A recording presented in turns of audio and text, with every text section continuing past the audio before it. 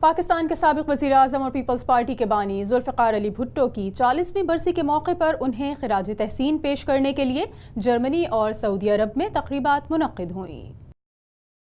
جرمنی میں Pakistan Peoples party Göttingen نے ذوالفقار علی بھٹو کی 40ویں برسی کی تقریب پارٹی کے صدر محمد ہارون کی رہائش گاہ پر منعقد کی۔ محمد ہارون نے شرکاء سے خطاب کرتے ہوئے کہا کہ ذوالفقار علی بھٹو شہید نے اپنی ذمہ داریاں پوری دیانت اور ایمانداری کے ساتھ سر انجام دیں اور جام شہادت نوش کیا۔ گو کہ ہم ذوالفقار علی بھٹو جیسے عظیم رہنما کو کھو چکے ہیں، لیکن ان کی شہادت کے 40 برس بعد بھی وہ کروڑوں دلوں میں زندہ ہیں۔ برسی کی تقریب میں گوٹنگن یونیورسٹی کے مختلف شعبوں سے تعلق رکھنے والے پروفیسرز، پی ایچ ڈی کے اسٹوڈنٹ سمیت پاکستانی کمیونٹی نے شرکت کی۔ تقریب میں قرآن خوانی بھی کروائی گئی۔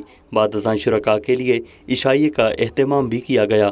دوسری جانب ذوالفقار علی بھٹو کو خراج عقیدت پیش کرنے کے لیے سعودی عرب کے دارالحکومت ریاض میں بھی پاکستان پیپلز پارٹی کی جانب سے تقریب منعقد ہوئی، جس میں مقررین نے کہا کہ بھٹو کسی شخص کا نہیں بلکہ بھٹو ایک نظریے کا نام ہے۔ ریاض ریجن کے صدر احسن عباس نے کہا کہ بھٹوازم ملک کو درپیش چیلنجز سے نمٹنے کے لیے بہت ضروری ہے۔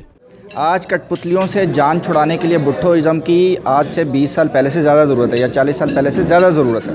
کیونکہ جب تک آپ میسج پر بات نہیں کریں گے، میسج تک اقتدار نہیں پہنچائیں گے، عام آدمی کو اختیار نہیں دیں گے۔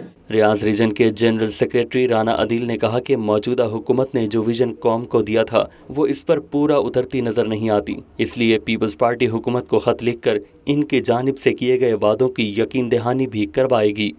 ہم بیسیکلی ایک وائٹ پیپر لکھنا چاہ رہے ہیں جس میں ہم معیشت کی جو زبوں حالی ہے اس کے اوپر روشنی ڈالیں گے۔